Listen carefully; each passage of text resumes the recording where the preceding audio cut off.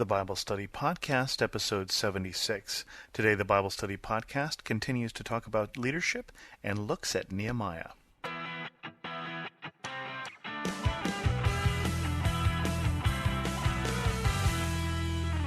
Welcome to the Bible Study Podcast. I'm your host, Chris Christensen.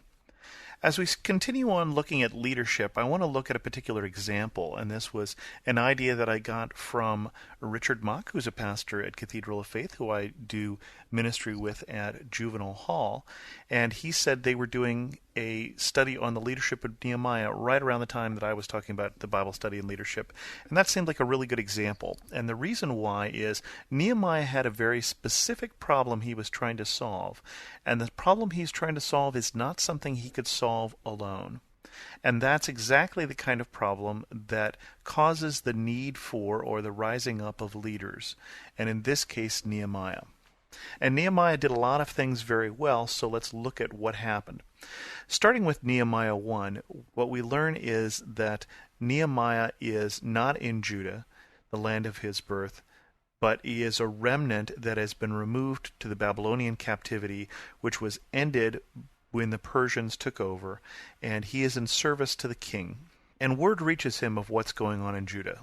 The words of Nehemiah, son of Hakaliah, in the month of Kislev in the 20th year, when I was in the citadel of Susa, Hanani, one of my brothers, came from Judah with some other men, and I questioned them about the Jewish remnant that survived the exile and also about Jerusalem.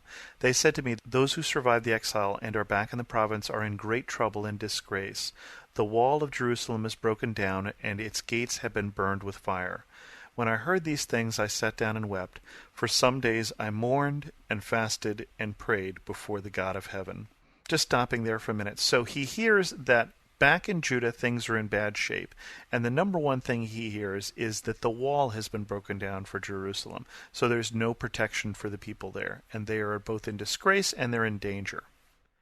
And his reaction is interesting because, first of all, he mourns. He breaks down and weeps, and then he fasts and prays. So before he goes and does anything else, and I think this is a good sign of spiritual leadership, he checks to see whether this is a problem that he is intended to solve, or he adds his contribution to the problem through fasting and prayer.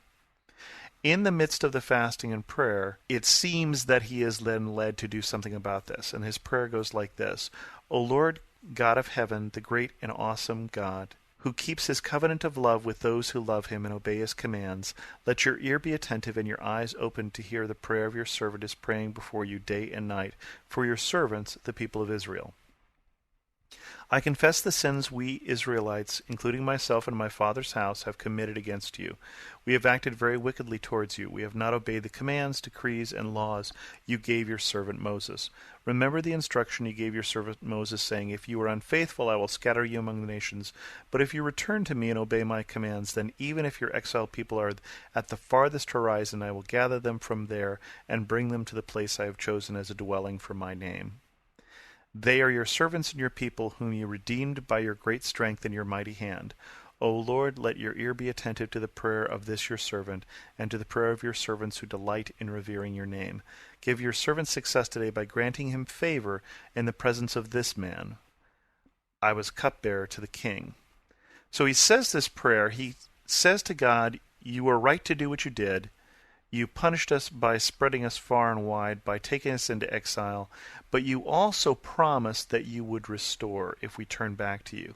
And now Nehemiah is turning back to God, and he is also praying for those of his brothers and sisters who are turning back to God, saying, "Remember your promise that you would restore us and bring us home again."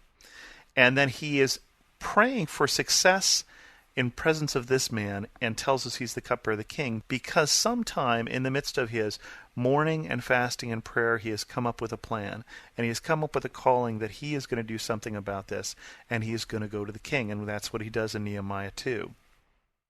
The king sees him and sees that he looks sad, and so he says, "I was very much afraid, but I said to the king, 'May the king live forever. Why should my face not look sad when the city where my fathers are buried lies in ruins, and its gates have been destroyed by fire?' The king says, 'What is it that you want?' Then I prayed to the God of heaven, and I answered the king." So even in the midst of talking to the king, he's still praying. If it pleases the king, and if your servant has found favor in his sight, let him send me to the city in Judah where my fathers are buried, so that I can rebuild it. And the king just wants to know, how long will your journey take, and when will you come back? And so he gave the king a timetable and gets from the king letters to go to the governors in that particular province that says that he is on a mission for the king. Now, cupbearer is a very favored task. A cupbearer is someone who stands between the king and someone who might poison him. It's someone who is probably doing royal tasting, but at least is a butler to him or is close at his hand at all times.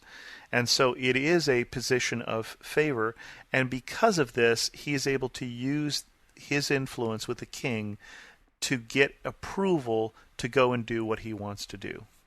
So first of all, he's come to God and he's made sure that his plan is God's plan, and then he's come to the king and he's gotten the resources he needs to accomplish what he needs to do. Now, he still hasn't gotten the people to do it, and that's where his leadership is really going to come into play. Continuing on in chapter 2, the first thing he does is he tries to make sure that he understands how big the problem is. Before he tries to get people interested or excited about solving this problem, he has to figure out how big it is. I went to Jerusalem, and after staying there 3 days, I set out during the night with a few men. I had not told anyone what my God had put in my heart to do for Jerusalem. There were no mounts with me except the one I was riding on.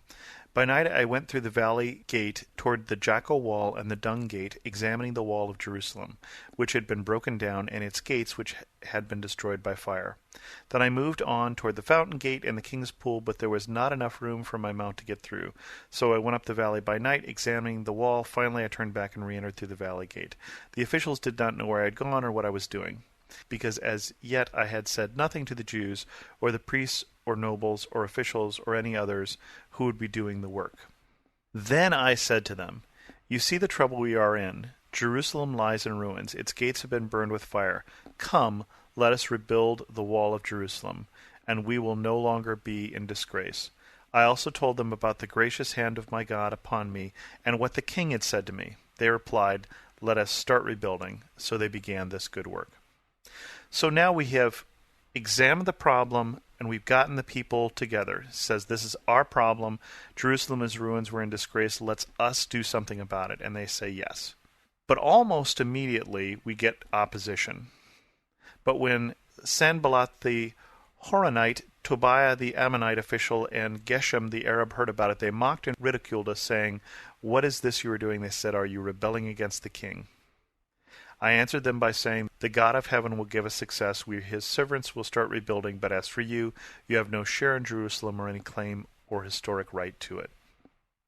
So almost immediately, he's got problems with the neighbors. He's got problems with his plan and his vision, and his idea of what Jerusalem should be is very much opposed to the neighbors who want to continue to see Jerusalem weak and the Israelites weak.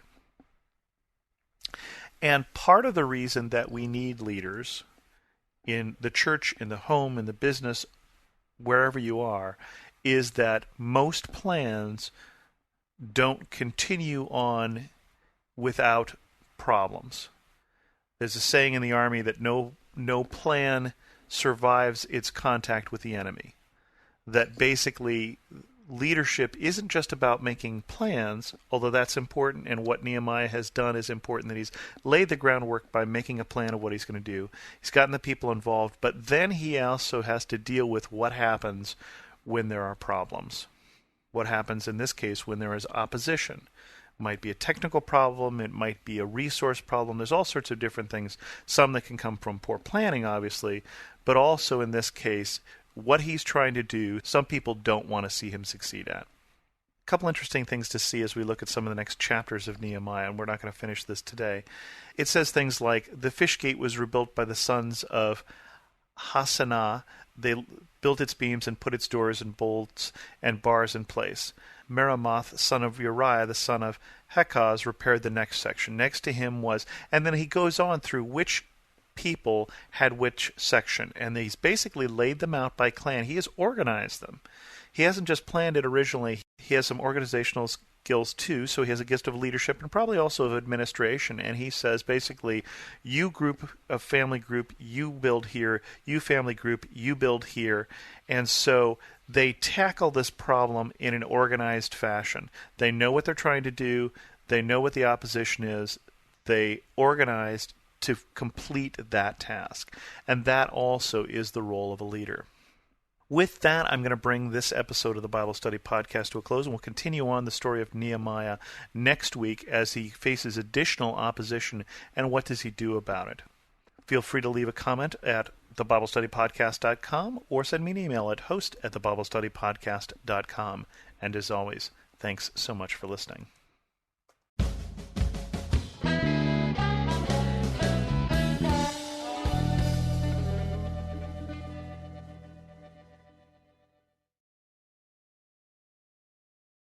For some of us, personal finances aren't just personal. They include loved ones, neighbors, the communities we call home, and the causes we hold in our hearts. At Thrivent, planning your finances is bigger than just money. We help you put your plans into motion and faith into action so you can do more for the ones in your heart. Because sometimes all you need to make a difference is someone to help you make it happen. Thrivent, where money means more. Connect with us at Thrivent.com.